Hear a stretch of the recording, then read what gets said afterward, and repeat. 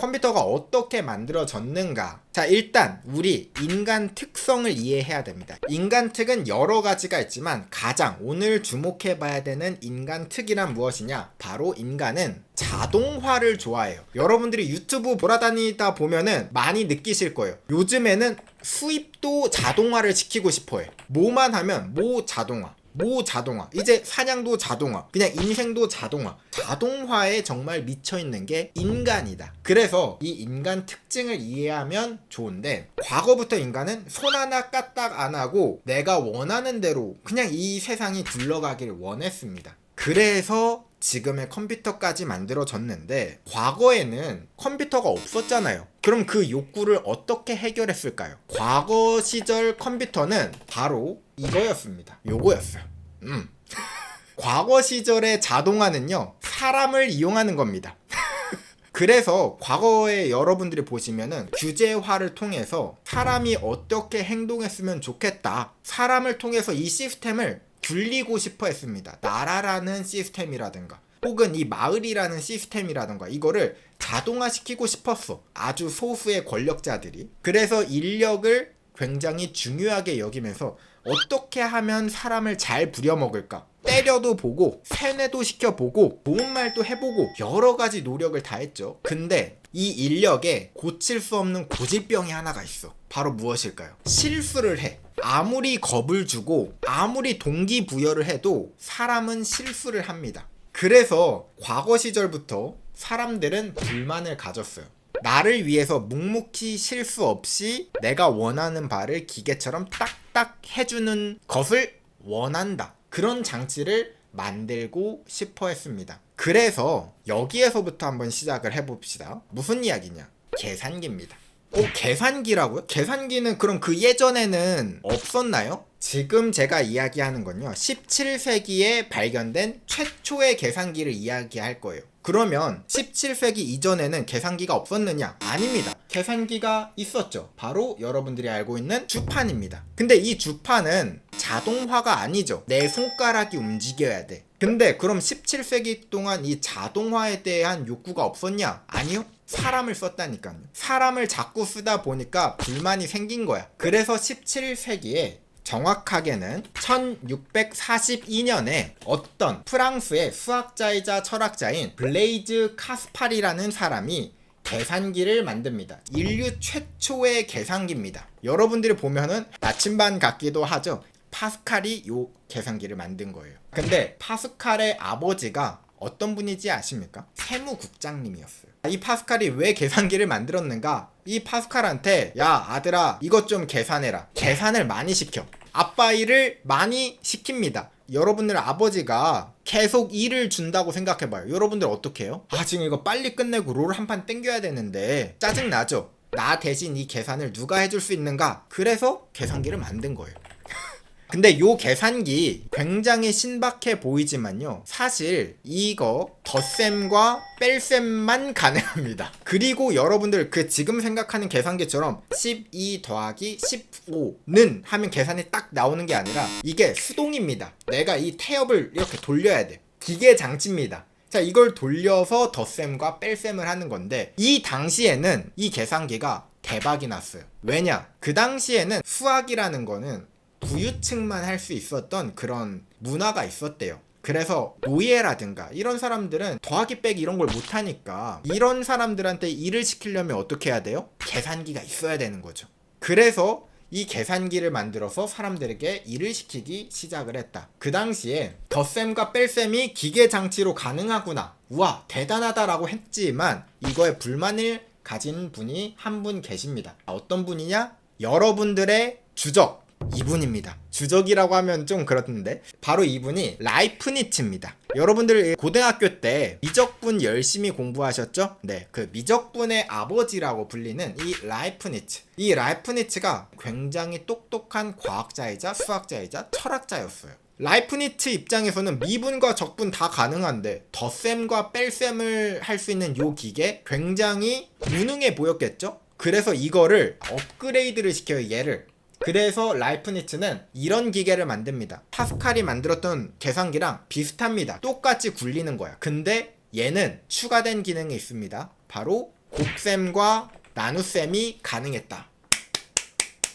이제 인류 역사상 사칙 연산, 더하기 빼기 곱하기 나누기를 드디어 기계를 통해서 할 수 있습니다. 이 라이프니츠 계산기가 나오면서 라이프니츠가 미래를 위해서 떡밥을 하나 더 던져줍니다. 어떤 떡밥을 던지느냐? 이진법이라는 거 아시나요? 숫자를 셀 때 어떻게 하죠? 1, 2, 3, 4, 5, 6, 7, 8, 9, 10 이런 식으로 숫자를 세잖아요. 이렇게 숫자를 표현하는 방법은 십진법이라고 합니다. 0부터 시작해서 9까지 해서 총 10가지의 숫자로 수를 표현하는 방법을 십진법이라고 해요. 그런데 이진법은 무엇이냐? 숫자 2개로 수를 표현하는 방식이에요. 근데 이거를 라이프니츠가 처음 딱 개발을 해냈느냐? 그건 아닙니다. 이 당시에 수학자나 철학자들이 여러 가지 진법에 대한 이야기가 나오던 와중에 라이프니츠가 이거에 꽂혔어. 왜 꽂혔냐? 라이프니츠는 아주 신실한 신앙심을 가지고 있었거든요. 신을 믿어. 그래서 0과 1을 굉장히 특별하게 봤습니다. 아무것도 없는 0과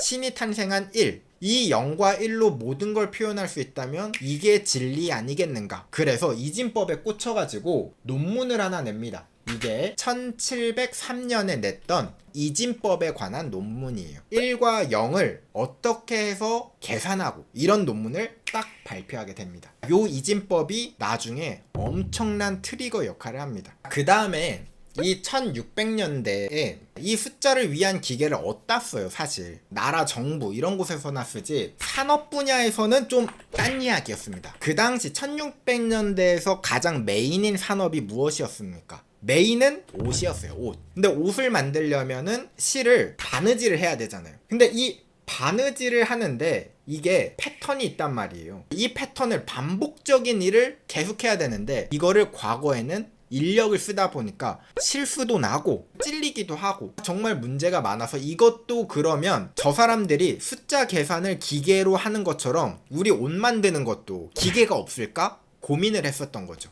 그래서 개발된 게 1725년에 프랑스의 바실 부숑이 천공카드라는 걸 만들어요. 천공카드는 무엇이냐면 종이에다가 구멍을 뚫어두는 겁니다. 구멍을 왜 뚫어요? 바로 바늘이 들어갔다가 안 들어갔다가 이런 식으로 패턴을 만들기 위해서 천공카드를 처음 도입한 게 1725년입니다. 여기 보시면은 이렇게 종이에 보면은 구멍이 또르륵 찍혀 있죠? 이 틈으로 바늘이 들어갔다 안 들어갔다 들어갔다 안 들어갔다 하면서 정해진 패턴의 옷을 찍어낼 수가 있었던 겁니다. 어떻게 보면 최초의 프로그래밍이라고도 할 수 있죠. 최초의 프로그래밍이 여기에서 나오게 된 겁니다. 그렇게 1700년대가 지나고 나서 이제 1800년대 이야기를 해볼까요? 놀라운 건요, 1800년대까지만 해도요 전기가 없었습니다. 상상이 되십니까? 컴퓨터고 뭐고 아니라 1800년대 전에는 전기가 없었어. 이 램프 들고 다니고 있었던 게 1700년대였어요. 지금 생각하면은 정말 깜짝 놀라죠. 1800년대에 들어서야 바로 전기가 나오는데 바로 패러데이와 에디슨의 활약이 있었죠. 근데 이 패러데이와 에디슨 둘 중에 패러데이가 먼저 전기를 만들었다고 합니다. 그러니까 발견을 했다고 해요. 근데 얘는 굉장히 집안이 가난해가지고 이걸 사업화를 시키지 못했던 거고, 에디슨은 악명이 조금 높죠. 어쨌든 이 패러데이 덕분에 전기가 만들어지면서 1800년대는 어떤 일들이 일어나느냐, 다양한 각종 전기 제품들이 막 나오기 시작합니다. 전기를 이용해서 전구도 만들어 보고 모터도 만들어 보고 막 이것저것 실험을 하던 게 1800년대예요.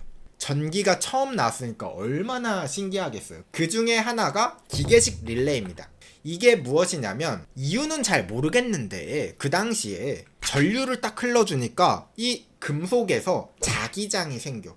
자기장이 생기니까 어라? 이 금속 막대기가 움직이네? 그래서 전기를 흘리면 이 막대기가 슝 하고 움직이니까 여기에 딱 하고 달라붙어. 전기를 흘리면 전기가 흐르는 스위치가 되고, 전기를 딱 끊으면 얘가 다시 뿅 이렇게 올라가서 스위치 개념, 기계식 릴레이가 이때 발견이 됩니다. 그러면 1700년대까지는 계산기가 굉장히 많이 나왔죠. 그 이후에 계산기는 더 업그레이드가 안 됐느냐? 됐습니다. 1800년대를 주름잡던 인물들 중에 대표적으로 패러데이와 찰스 베비지라는 분이 계세요.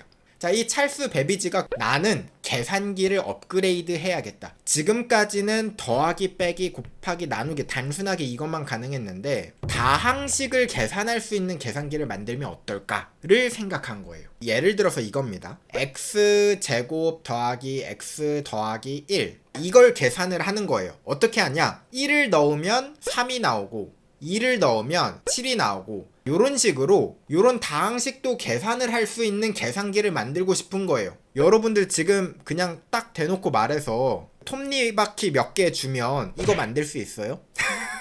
심지어 이 당시는 전기가 아직 없었습니다. 패러데이가 이제 막 전기를 발견을 해가지고 전기가 없었을 때예요. 전기가 없었을 때 더하기, 빼기, 곱하기, 나누기도 대단한데 이 다항식을 계산해낼 수 있느냐? 자, 이걸 해냅니다. 그래서 이분이 만든 게 차분기관이라는 거예요. 문제는요, 이거 전기가 없던 시절이에요. 수동입니다. 여기에서 어떤 분이 이거를 돌려주셔야 돼. 이렇게 돌려야 이 안에 기계 부품들이 엄청 많아. 그게 정교하게 돌아가면서 계산이 되는 겁니다. 야, 진짜 대단하죠? 요게 가로 길이가 2.4m에다가 무게가 10톤이 넘었대요. 무게가 10톤이 넘으면 사실 이거를 들고 다니는 건 당연히 불가능하겠죠. 근데 요 기계 여러분들 보세요. 이게 옛날에 만들어진 게 아닙니다. 그 당시에 이걸 설계를 다 했단 말이에요. 설계를 하고 이거를 만들어야겠다라고 해서 엔지니어들을 불러가지고 야, 내가 지금 설계한 거 있는데 이대로 만들어줘. 근데 이게 길이만 2m가 넘어요. 근데 여기에 각종 태엽 장치 이런 것들이 정교하게 맞물려야 되고 기계가 정교하게 돌아가야 돼. 이 모든 게. 근데 그걸 구현해낼 수 있는 엔지니어가 그 당시에 없었습니다. 그래서 이 찰스 베비지가 이거를 만들다가 갑자기 차분 기관을 다 만들지도 않았는데 어라? 더 좋은 아이디어가 생각났다고 하고 지금 이거 만들던 거 포기한 다음에 새로운 걸 만듭니다. 자, 어떤 걸 만드냐? 바로 해석기관이라는 걸 만들어요. 이름이 참 이상한데 해석기관이 무엇이냐면 지금으로 치면은 사실 거의 컴퓨터랑 유사합니다. 이거를 설계를 해요. 그 기계에는 분기문도 존재하고요. 그리고 반복문도 프로그래밍이 가능했어. 찰스 베비지가 사실 엄청난 걸 만드는 거죠. 이 해석기관을 다 설계를 해놨는데 그 당시에 이 기술력으로 이걸 구현해내지는 못했다라고 합니다. 그래서 실제로 설계까지는 다 갔으나 구현은 못한 그 아쉬운 계산의 역사가 있습니다. 그렇게 아름답게 1800년대가 마무리되어가는 와중에 1800년대 말에 사건이 하나 일어납니다. 어떤 사건이 일어나는가? 바로 이 당시가 산업혁명이 일어났던 때거든요. 산업혁명이면 증기기관도 있고 기계장치들도 많아지고 이러면서 사람들이 잘 살기 시작해졌어. 그러니까 인구가 급증하던 시기였습니다. 근데 미국에서는 인구가 급증을 하니까 고민이 됩니다. 어떤 고민을 하느냐? 이 많은 사람들한테 돈을 걷어야 돼. 근데 인구조사를 해야 되잖아요. 그래서 인구조사 시작하고서는 인구조사가 끝나면 얼마나 걸리냐? 7년 정도가 걸렸대요.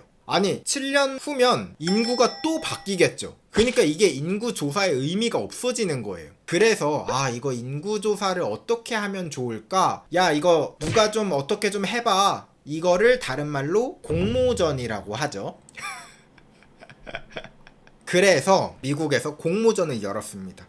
자, 이거 인구조사 어떻게 하면 좋을까? 그랬을 때 등장한 게 바로 이분입니다. 허먼 폴러리스라는 분이 등장을 해요. 이분이 어떤 아이디어를 내느냐? 기가 막힙니다. 바로 전기 플러스 천공카드를 결합해요. 전기와 천공카드를 플러스 하면은 이 인구조사를 쉽게 해결할 수 있을 것 같은데, 그래서 천공카드를 딱 만듭니다. 그래서 여기 보시면은 여기에 숫자에 구멍을 딱딱 뚫는 거예요. 이름은 무엇이고 나이는 몇 살이고 어느 지역에 살고 성별은 무엇이고 이거를 여기에 구멍을 뚫어서 표기를 한 다음에 기계를 만들어 여기에다가 넣으면 인구 몇, 어디 지역에 몇 이런 식으로 나오게 만드는 기계를 만들었어요. 1890년대. 진짜 기계 같은 기계다운 기계가 나온 거예요. 이 당시에 난리가 났습니다. 7년 걸릴 일을 1, 2년 안에 인구조사를 맞춰버려요. 그래서 허먼 홀리스가 공모전 상을 받아갑니다. 공모전 상만 받으면 좀 억울하잖아요. 그래서 기왕 이렇게 내가 기발한 걸 만들었으니까 회사를 하나 차리자. 제표기기 회사라는 걸 만듭니다. 이 제표회사 기기가 나중에 어떤 회사가 되느냐? 여러분들이 알고 있는 IBM이 돼버립니다. 자, 여기까지가 이제 1800년대의 이야기예요. 이제 여러분들 거의 다 왔습니다. 진짜 제가 더 놀라운 거 하나 알려드릴까요? 여러분들 1900년대 지금으로부터 100년도 안 된 시기에 아직도 컴퓨터다운 컴퓨터가 없었고요. 그리고 지금까지 할 수 있는 건 고작 무엇이었다? 더하기, 빼기, 곱하기, 나누기. 1900년대 이전 사람들은 더하기, 빼기, 곱하기, 나누기 하는 기계가 최신 기계였습니다. 야, 진짜 어떻게 보면은 지금 100년 얼추 안 된 이 시기 안에 엄청나게 발전이 빠르게 된 거예요. 자, 이제 본격적으로 들어갑니다. 1900년대 들어와서부터는 이제 어떤 것들이 나오느냐?